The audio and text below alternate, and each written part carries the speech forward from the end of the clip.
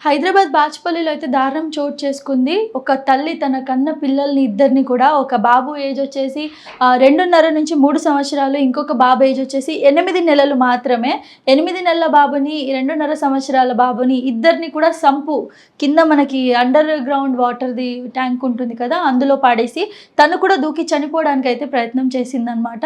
So, తనని చూసిన జనాలందరూ కూడా తనని తీసి తనని కాపాడడానికి ప్రయత్నించారు. ఇప్పుడు ప్రస్తుతం తను బతికే ఉంది. బానే ఉంది. హాస్పిటల్‌లో ఉంది. ఇద్దరు పిల్లలు మాత్రం చనిపోయారు. సో, ఈ సంఘటన నిన్న రాత్రి బాచ్పల్లిలో అయితే చోటు చేసుకుంది. సో, ఇలాంటివి మనకు జరుగుతూనే ఉన్నాయి. చూస్తూనే ఉన్నాము.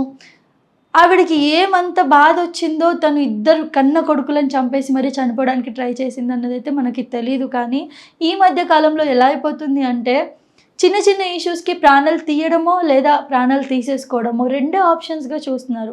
సొల్యూషన్ అనేది లేదు. ఒకప్పుడు మహిళలు ఎంత భరించి, ఎంత పేషెన్స్‌తో ఉండేవాళ్ళు. ఈ మధ్య కాలంలో ఎవరికీ పేషెన్సే లేకుండా పోతుంది.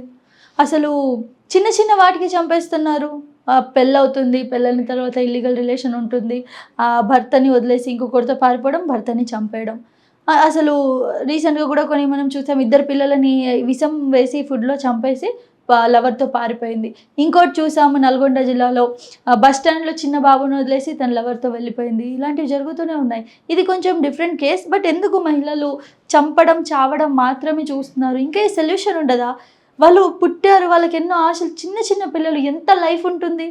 వాళ్ళు చేయాల్సినవి ఎన్నో ఉన్నాయి. అనుభవించాల్సినవి ఎన్నో ఉన్నాయి. అప్పుడే అసలు ఈమెకి ఎవరు రైట్ ఇచ్చారు? ఆమె కన్నంత మాత్రాన ఆమె చంపేస్తున్న పిల్లల్ని.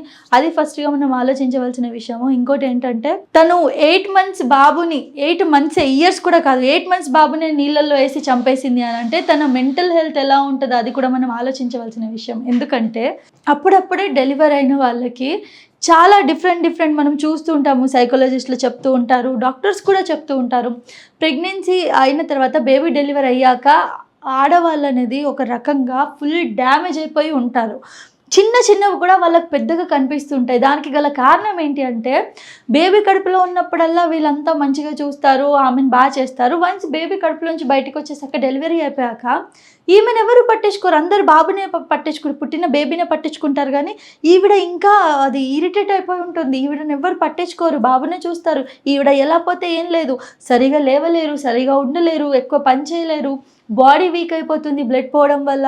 9 మంత్స్ బేబీని మోసిన తర్వాత వీక్ అయిపోతుంది బాడీ. బోన్స్ వీక్ అయిపోతాయి. ఇవన్నీ ఎవరు గమనించారు? బేబీ పుట్టగానే బేబీ వైపు ఉంటుంది వీళ్ళ దృష్టి. నేను వేరే సైకాలజిస్టులు చెప్పడం విన్నాను. ప్రెగ్నెన్సీ ఉమెన్ ఎప్పుడైతే డెలివరీ అవుతుందో ఆ తర్వాత ఆమె మెంటాలిటీ అనేది, మైండ్ అనేది చాలా చేంజ్ అయిపోతుందంట. ప్రాపర్ స్లీప్ ఉండకపోవడం, బాడీలో చేంజెస్, మైండ్ అసలు సరిగా ఉండకుండా ఉండడం, స్టేబుల్గా ఉండకుండా ఇన్ని మొత్తం డిప్రెషన్కి గురైపోయి ఉంటారంట వాళ్ళు. ఆ క్రమంలో వాళ్ళకి మీరు కొంచెం కేరింగ్గా చూసుకోవాలి. లేదా చిన్న ప్రాబ్లమ్స్ కూడా వాళ్ళకి పెద్దగా కనిపిస్తాయి. ఇప్పుడు 9 మంత్స్ 8 మంత్స్ బేబీ అంటే ఆమె రీసెంట్గానే డెలివరీ అయింది కదా, 8 మంత్స్ అయింది కదా. ఈ క్రమంలో 1.5 ఇయర్ 2 ఇయర్స్ వరకు కూడా మదర్ ఎవరైతే డెలివరీ ఇస్తుందో బాబుకి, ఆ మహిళల మైండ్ సెట్ అనేది కరెక్ట్గా ఉండదంట. ఈ క్రమంలో చిన్నగా జరిగినా కూడా వాళ్ళకి ఇంకా బేబీనే చంపేయాలి అన్నంత కోపం కూడా వస్తుందని చెప్పేసి ఒక సైకాలజిస్ట్ చెప్పడం జరిగింది. సో బేబీని కొట్టడం, బేబీ మీద ఇరిటేషన్ రావడం, తను 9 నెలలు కడుపులో మోసి కన్న బేబీ మీదనే ఇరిటేషన్ వస్తుందంట. ఆ క్రమంలో మీరు ఎంత బాగా చూసుకోవాలి. మొత్తానికి బాచ్పల్లి ఇష్యూలో అసలు ఏమైందో ఏంటో తెలీదు. కానీ వాళ్ళ హస్బెండ్ ఏమన్నా చేశాడా, లేదా ఫ్యామిలీ సైడ్ నుంచి ఏమైనా ఇష్యూ ఉందా, తినకేమైనా ఇష్యూ ఉందా, లేదా ఇద్దరు పిల్లలని తను సరిగ్గా పెంచుకోలేకపోయా ఇరిటేషన్లో చంపేసి చచ్చిపోదాం అనుకుందా, అసలు ఆ అమ్మాయి మెంటాలిటీ ఎలా ఉంది ఏంటనేది అయితే మనకు తెలీదు. అండ్ ప్రాపర్గా అక్కడ ఉన్న చుట్టుపక్కల వాళ్ళని కూడా అడగడం జరిగింది. వాళ్ళు కూడా ఇద్దరు బాగానే ఉండేవాళ్ళు, పిల్లలను బాగా చూసుకునే వాళ్ళు, ఇద్దరు మంచిగానే కలిసిమెలిసి ఉండేవాళ్ళు, గొడవలు లాంటివి కూడా ఏం లేవని అయితే చెప్పడం జరిగింది. కానీ అంత పెద్ద డిసిజన్ తీసుకొని తను ఈరోజు తను బతికి ఉంది. ఇప్పుడు ఆ ఇద్దరు పిల్లలను తను చంపేయడం వల్ల తనకి ఎంత బాధ ఉంటుంది. ఇద్దరు పిల్లలు ఒకేసారి చనిపోయారు.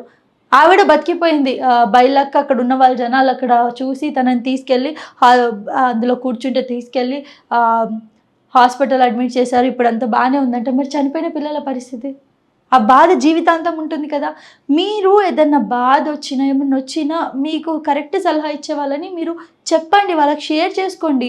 చనిపోవడం అనేది నిజంగా అసలు ఒక సొల్యూషన్ కాదు నా దృష్టిలో. ఎంత బాధ వచ్చినా ఏమొచ్చినా ప్రతిదానికి ఒక సొల్యూషన్ ఉంటుంది. సరే మనం బాగానే ఉన్నాము, సరే ఆవిడ ఇద్దరు పిల్లలను కంది ఒక ఇంట్లో ఉంటుంది, అంత బాగానే ఉంది కదా. మరి బిచ్చగాళ్ళంత బాగా అంత అలాంటి జీవితం మనకు లేదు కదా. వాళ్ళు ఎండలో వానలో సరిగా ఇంట్లో చూసుకోరు, అందరూ ఇంట్లో నుంచి నెట్టేస్తారు, రోడ్లపై పడి ఎక్కడో పడుకుంటారు, ఎక్కడో ఏదో ఎవరో పెడితే తింటారు, డే అంతా అడుక్కుంటారు, నైట్ వెళ్ళి పడుకుందామంటే కూడా రోడ్లో ట్రాఫిక్ సౌండ్ ఎక్కడో పడుకుంటారు. అంత దారుణంగా ఉందా మన లైఫ్? ఆ ప్రాబ్లంకి మించిన ప్రాబ్లం ఇంకేమైనా ఉందా? అయినా కూడా బిచ్చగాళ్ళు బతకట్లేదా? అడుక్కొని తినట్లేదా? మీరెందుకు చిన్న చిన్న దానికి ప్రాణాలు తీసేసుకోవాలన్న డిసిజన్ తీసుకుంటారో నాకైతే అర్థం కావట్లేదు. సో ఇప్పుడు ప్రస్తుతానికి మరి అది ఏం జరుగుతుందో ఏంటో అసలు రీజన్ ఏంటో ప్రాపర్గా అయితే బయటికి రావట్లేదు. కానీ ఇద్దరు పిల్లలను చంపేసి తను చనిపోవాలనుకోవడం అయితే చాలా బ్యాడ్ డిసిజన్. ఆమెకు మించిన ప్రాబ్లమ్స్ ఉన్న వాళ్ళు కూడా ఖచ్చితంగా ఈ ప్రపంచంలో ఉండే ఉంటారు. కానీ ప్రతి ప్రాబ్లంకి ఒక సొల్యూషన్ అనేది అయితే ఖచ్చితంగా ఉంటుంది మన జీవితంలో. సో ఆ సొల్యూషన్ ఏంటనేది మనం కరెక్ట్గా దాన్ని మనం ఆలోచించగలిగితే మనకు అసలు బాధ అనేది ఉండదు. ఒక విధంగా కాకపోతే ఒక విధంగా మనం మన మైండ్ని నచ్చ చెప్పుకోవాలి. ఇక ప్రాబ్లం వచ్చింది కదా చనిపోతామనడం మాత్రం రీజన్ కాదు. సో నేనైతే ఈ ఇష్యూ చూసిన తర్వాత నాకు ఆమె మీద ఫస్ట్ అయితే కోపం వచ్చింది. ఎందుకంటే 8 months బాబు కనడం ఎందుకు, తన ఇష్టపూర్వకంగా తను వాటర్లో వేసి చంపేయడం ఎందుకు, అసలు అసలు ఒక రకంగా చెప్పాలంటే అసలు తల్లేనా అనిపించింది. కానీ ఒక రకంగా మళ్ళీ ఆలోచిస్తే ఆమెకేం ప్రాబ్లమ్స్ ఉన్నాయో, హస్బెండ్ నుంచి ఏం టార్చర్ ఉందో, హస్బెండ్ ఫ్యామిలీ నుంచి ఏం టార్చర్ ఉందో, ఇంకా బయట నుంచి ఏమన్నా ఉందేమో. సో ఏది క్లారిటీ లేకుండా మనం జడ్జ్ చేయలేము. కానీ 100% ఇది చాలా తప్పు. ఇద్దరు పిల్లల్ని తన పాటికి తను కనేసింది, వాళ్ళని చూసుకోలేను లేదా ఇంకేదైనా ఇరిటేషన్ అనిపించి కోపం రాగానే వాళ్ళని తను చంపేయడం అయితే చాలా తప్పు అనుకుంటున్నాను. మరి ఈ డిసిజన్ తను తీసుకోవడం అసలు కరెక్టా రాంగా మీరేమనుకుంటున్నారు? దీన్ని అయితే మీరు కామెంట్ రూపంలో అయితే తెలియజేయండి.